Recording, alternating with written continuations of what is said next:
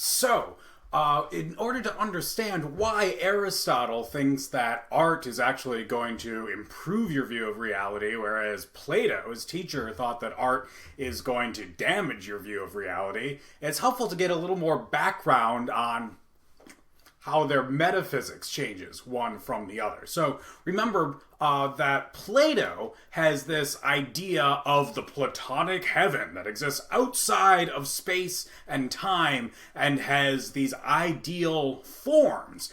And Plato's idea here is, well, look, that's the only way you can explain how, for example, we could recognize that something is a couch.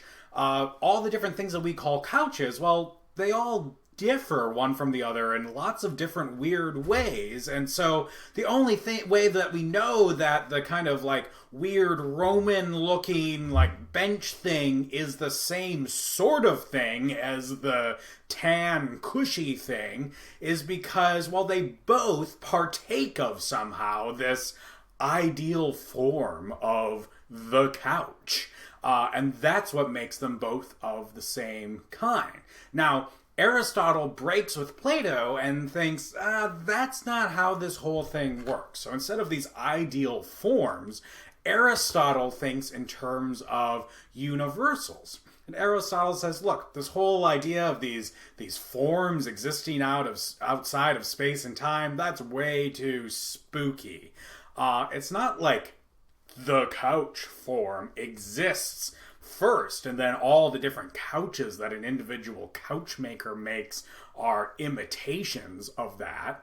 No, it's the other way around for Aristotle. So Aristotle says, look, we make a bunch of different things, all the different couches that you see around here, and they all have some sort of similarity, and couchness is this universal that we can kind of abstract away from the individual couches.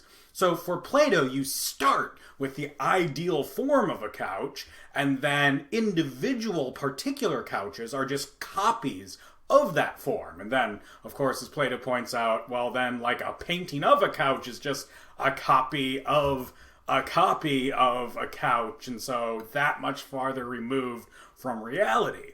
Notice Aristotle doesn't run into that problem because he doesn't think that a couch is a copy of anything in the first place. Instead, it's the other way around. The couchness, this universal property of being a couch, that's something that just gets abstracted away from all the particular couches that we make. And so notice then that the way that we get knowledge about reality is going to be really different for Plato and Aristotle. So, for example, if we come across some sort of like weird thing like this made out of these balls, Plato's going to say, look, the only reason you know that that's a couch is if you already are in tune with the ideal form of the couch up in the Platonic heaven. It's only by knowing the nature of the ideal form of a couch that you're going to be able to recognize, oh yeah, that's a thing that partakes of that ideal form. Whereas Aristotle is going to say, look, again, it goes the other way around. The only way to really understand what it is to be a couch, to partake in the universal couchness, is if you go out and see as many different kinds of couches as possible so that you know what kinds of things can possibly be couches. So for Plato, you start with the ideal form, and that's what allows you to recognize whether any given thing in the world is a couch or not. For Aristotle, it's the other way around. You start with individual particular objects, like individual couches, and by going out and observing individual particular things, that's what gives you knowledge of the universal of couchness. So you can kind of see how this plays out on a more practical level. If you think about, I don't know, instead of couches, think about weddings. So you might suppose, like, look, you could see how somebody who takes a look at a lot of the weddings that might be taking place around them, and in particular a lot of the media and artistic portrayals of weddings, could think, oh yeah, so a wedding, it must be this thing that's between a white guy and a white woman, and they're always kind of dressed in a white dress and a kind of navy suit of some kind, because that's what like all the weddings look like. Well, if you're just going on how you see weddings portrayed in popular culture, that's the sort of thing you could think, but of course that's just false. You know, you could have a wedding between two women, between two men, you could have a wedding between more than just two people, you could have, you know, non-white people getting married. Imagine that. You want to know, like, well, why is it that this vision of, like, these two white folks, a man and a woman getting married in a white dress, why is that the kind of stereotypical image of a wedding that we have? Well, Plato's going to say, look, if you really had knowledge of the ideal form of a wedding, you wouldn't be deceived by all of these depictions of these two, you know, white guy, white woman getting married, because you would realize, oh yeah, the ideal form of a wedding doesn't involve just a man and a woman who are both white.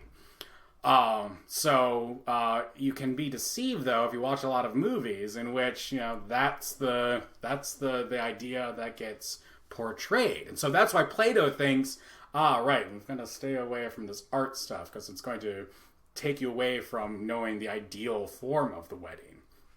Aristotle, on the other hand, says, well, yeah, in a way you're kind of right, Plato. Like, you could get deceived if the only weddings you ever see depicted in movies are between a white guy and a white girl.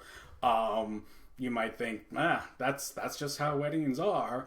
But the way to fix that is not to just get rid of art entirely, because after all, for Aristotle, the only way you know what a wedding is to look at individual particular weddings and see just the different sorts of weddings that you could possibly have. So if the only things that you see in your day-to-day life are, like, I don't know, a couple like straight white folks getting married, to expand your understanding of what a wedding is, what you need is to be exposed to different possibilities of how a wedding could go. And, well, gosh, what better way to show you new possibilities than to expose you to different pieces of art? So to create movies in which it's not just straight people getting married, or create movies in which it's not just white people getting married, or create TV shows where you've got plural marriages going on.